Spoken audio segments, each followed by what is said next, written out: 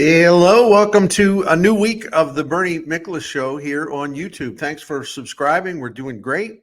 Going to do better. Love your comments. I was up very, very late Saturday night, I believe, responding to a lot of them. Sometimes I leave some lengthy responses, so I hope you don't mind. I consider it, effort, showing respect by, not just kind of blowing these things off. So I do the best I can. Anyway, let me get to it here.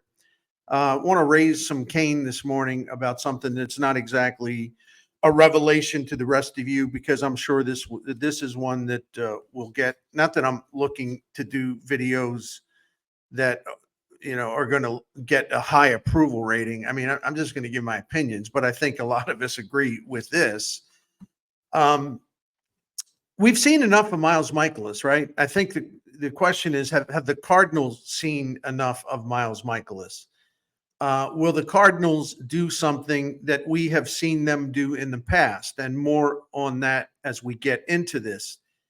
Miles Mikolas is a liability, and I don't want to hear from people talking about, well, he gives you innings. Well, when Chip Carey said when they score 4 runs for him in a game, his record is 78-3 or something.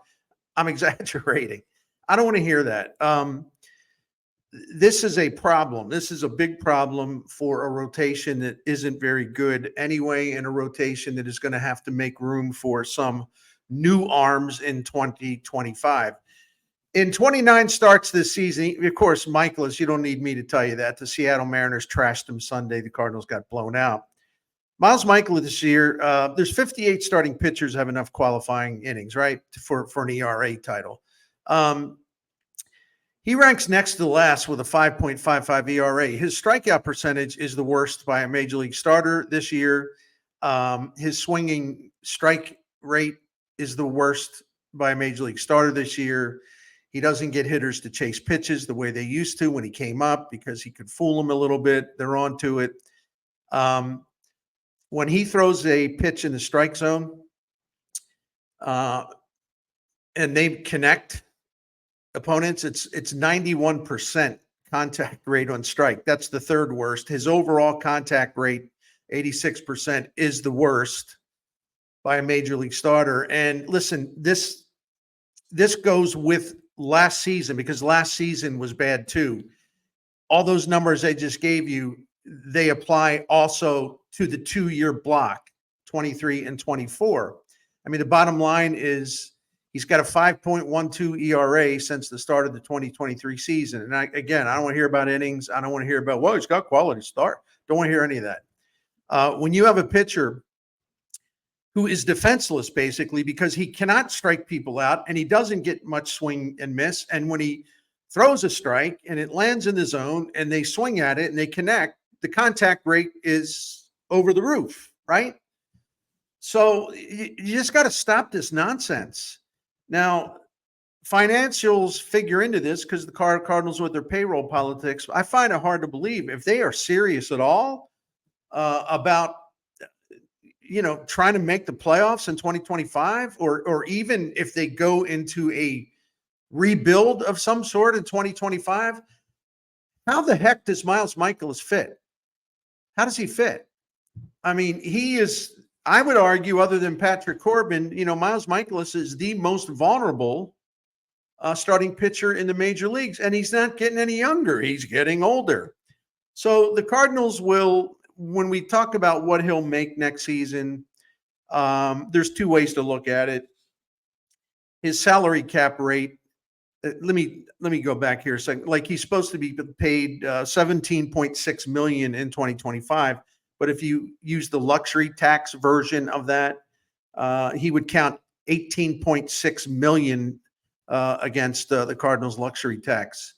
And here's the problem. Here's the problem. Let me consult my notes here.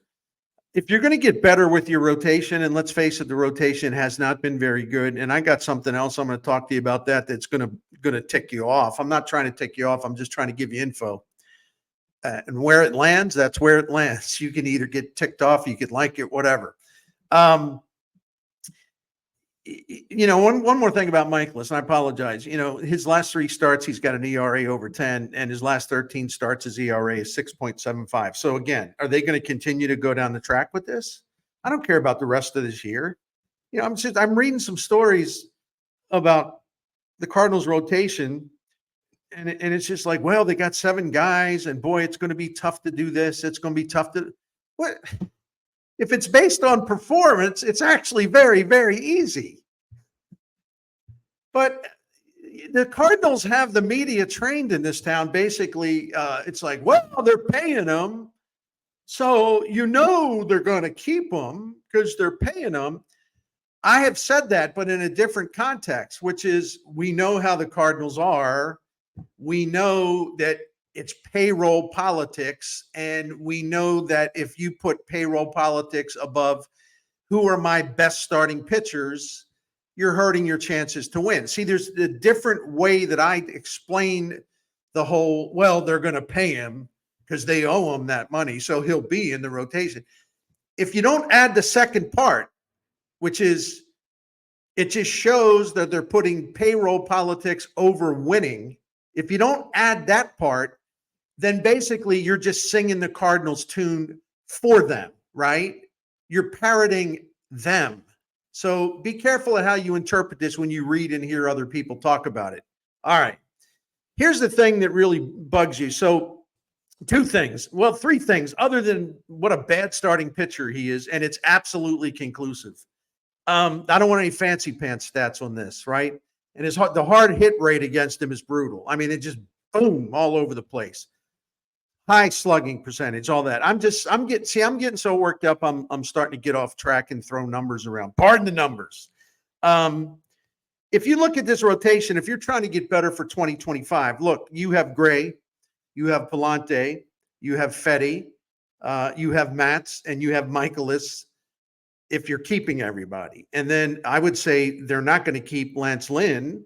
But if you have read, local media or whatever, and I'm not knocking them, it's just what they're reporting. Kyle Gibson is like a maybe. So we've gone over this before on a video that I did a couple weeks ago, maybe even a little longer. So if you've got 7 guys as starting pitchers right now, and let's just say you don't bring back Lance Lynn, well, that makes it 6. But if you bring back Gibson, that makes it 7. And even if you move Matz to the bullpen, you're still going to have too many starting pitchers if you keep Mikolas. Okay. So how do you get better? How do you get better? Yeah, I think Nick Fetty will be better next season. I sure as heck hope so for the Cardinals' sake. I think Palante's got to be a strong candidate for your rotation. That's the other thing. See, I'm in one of these nitpicky moods. I was reading somewhere today about their starting rotation. So, well, Palante's been the best starter since he went into the rotation in July. What? He went in the rotation May 29th, and yes, he has the best starting pitching ERA. I give up. Anyway, the situation is they're overloaded with starters if they keep Mikolas and if they keep Matz, and certainly if they decide to bring Kyle Gibson back, they have an option on him. So there's a big traffic jam there is what I'm trying to say. And so how do you get better? You're going to make room for Quinn Matthews, who is kind of a rising prospect star and has been just phenomenal. He started at low A and he keeps climbing the ranks, and he's one step closer to the major leagues. He's really good by all indication. If you look at his strikeout stuff and all that, I think he's really good. I mean, I know we get sucked into the prospect hype, but I don't think this is one of those cases. So you have him. You're going to have to make room for him, whether it's at the beginning of the season or it's early in the season, it's later in the season. The Cardinals have to do their little payroll thing.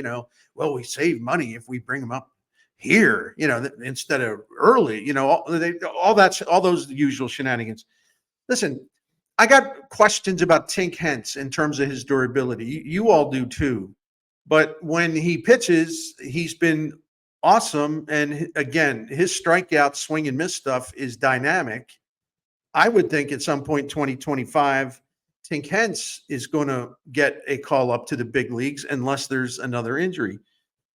You have Michael McGreevy, who pitched very, very well the one start he had, and when he went back to the minor leagues, AAA's pitched very, very well. Does he get a look?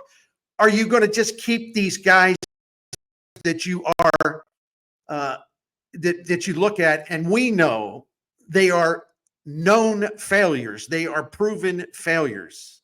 So are you going to keep all this dead wood around because you're paying them? And, here I go again. I'm reading something this morning, and it's almost like a tribute to Steven Matz because he pitched okay in relief yesterday. It's like, stop it. Stop this. Steven Matz could go out there and throw a no-hitter, and we all know that if he's a Cardinal 2025, he's going to get hurt, and he's probably going to be on the IL 2 or 3 times. I don't care what he did coming in relief in a game that was already a blowout. Why is this a story? All right. Man. All right, 2 more things on this. I don't know where they're going to find room for these guys. And I didn't even mention the ones that they should need to find room for 2025. I didn't even mention, well, what about if you have a chance to make a trade for someone? What about if you have a chance to sign a free agent and maybe give you a good back-end starter? I don't know.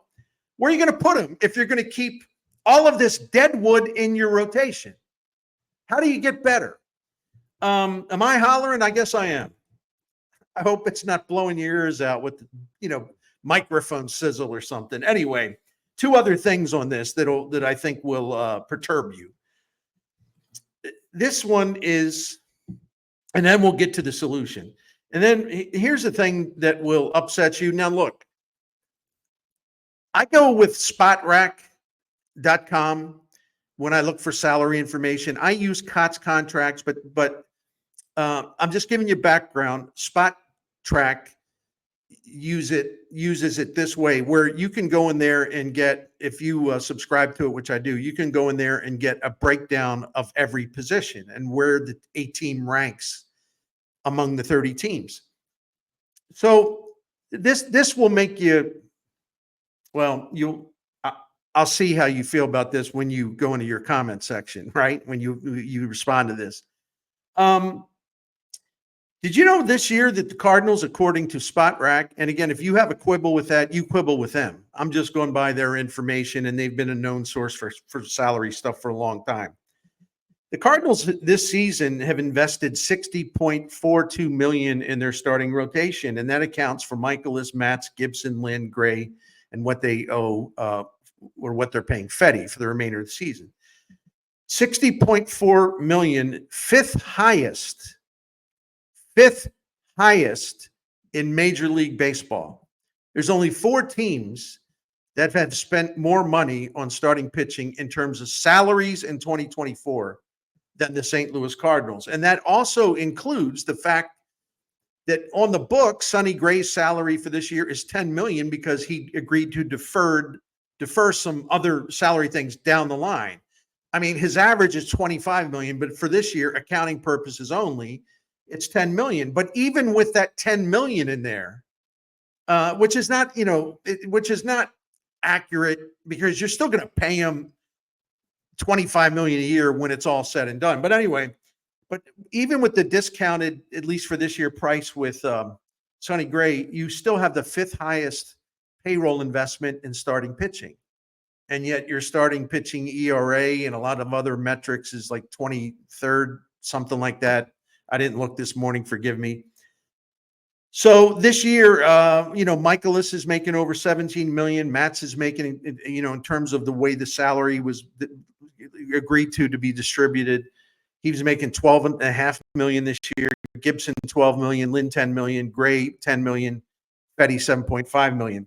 Andre Palante's less than $1 million because he's a young dude. So if you carry these forward, Mikolas is a burden, Matz is a burden, and Lynn can't be back. And I wonder about Gibson. I would start fresh. I would start clean, but the Cardinals like Kyle Gibson. There are some things to like. But my point is, you are spending more than all but 4 major league teams in starting pitching. And what are you getting out of it? One of the problems is you continue to hang on to dead wood as if they're prize artifacts. Mikolas and Mats. Mikolas can't pitch anymore from the standpoint of avoiding bats. He does not miss bats. And when they hit it hard. And it ain't going to get any better next season. But if you think about it in these terms, this is how galling this is. The Cardinals have invested more in starting pitching this season than any team in the NL Central, including Milwaukee. In fact, Milwaukee's starting pitching accounting this year, according to Spotrac, just under $29 million. The Cardinals, again, $60.4 million. You do the math. The Brewers are spending less than half of what the Cardinals are with their starting pitching this year.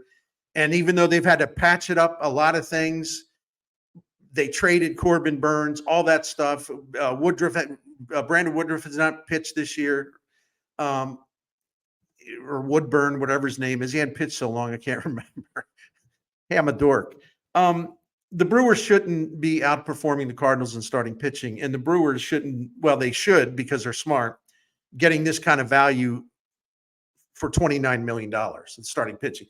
Cardinals have spent more starting pitching this year, according to Spotrac, than the Braves, the Padres, the Phillies, the Cubs, the Mets, Arizona, San Francisco, Texas, Seattle, Milwaukee, Baltimore, Cleveland, Minnesota, Boston.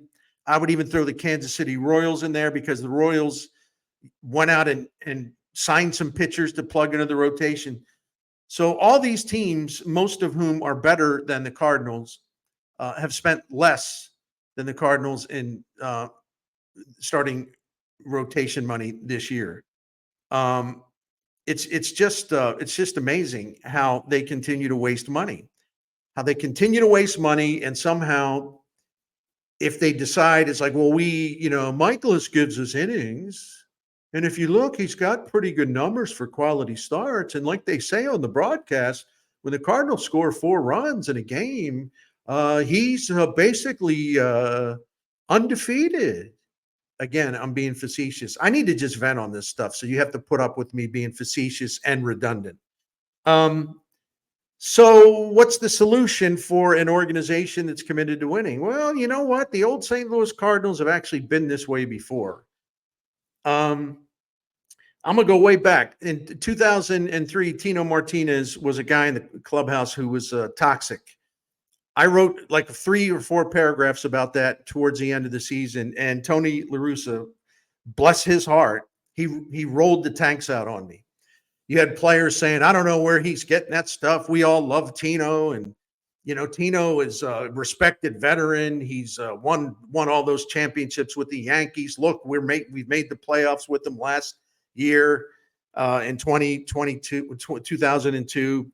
And listen, that's just garbage. That's just there's nothing to this.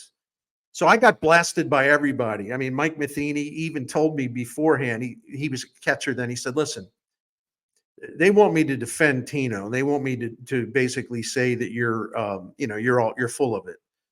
Everybody loves Tino. Okay. That's not what I was told by about 5 players. But anyway, so Matheny went on, KSTK Channel 5, and he wasn't mean about it. He was just trying to be a good soldier for La Russa. And said, oh, it's just not true. Okay, well, it was true. He said, well, what do you mean? How do you know it's true? The first possible day after the 2003 season, the first possible day that they could trade Tino Martinez, the Cardinals traded him to Tampa Bay for nothing. A couple minor league prospects who really weren't prospects. And they sent along nearly $7.5 million. Most of that, they sent most of $7.5 million, which was his salary for 2004. So they not only got him out of here the first day they could, they paid his salary to Tampa Bay so they would just take him off their hands. Oh, but he was a model teammate in the clubhouse. That Bernie don't know what he's talking about. How can he make this stuff up? Oh man, you have to pardon me for laughing about that. They couldn't wait to get him out of there. All right, let's move ahead to Mike Leake. You know, they signed him 5 years, $80 million as a free agent. And when was that? 2016, I think. If I'm off a year, it doesn't matter. It doesn't change anything. It turned out to be a 2-year, $42 million contract because they gave him away to the Seattle Mariners because they wanted to get him out of there. And what they did is they made a trade for nothing, and they agreed to pick up $17 million of what the Mariners would owe Mike Leake going forward from the trade to the end of the contract. The Cardinals picked up a huge chunk of what was owed to Leake, and Seattle got him and really didn't have to pay him all that much because the Cardinals were picking up a good part of the tab. So they paid $7.5 million to get rid of Tino. They paid the Mariners $17 million to erase the Mike Leake mistake. And then there's Dexter Fowler. You remember he signed a 5-year contract, $82.5 million, something like that. Maybe I got that wrong. I don't know why I didn't write that down. Forgive me. The bottom line is, you know, that they paid a lot of money to Dexter Fowler. 5 years, 62, or 5 years, 82. Anyway, Fowler, they got to the final year of his contract, and before spring training, they said, no, we can't. No, we got guys we want to take a look at in the outfield, and Dexter wasn't very good anymore. So we got to do this. So it's called a salary dump trade.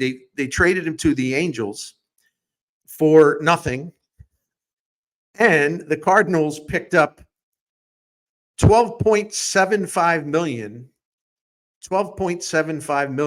of Fowler's remaining salary for his final season in 2021.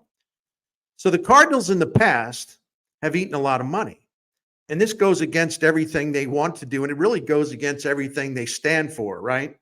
So if you're going to dump Tino for nothing and pick up some and pay his salary basically, so Tampa Bay doesn't have to, and you're gonna ship Mike Leake out of here. You couldn't wait to get him out of here.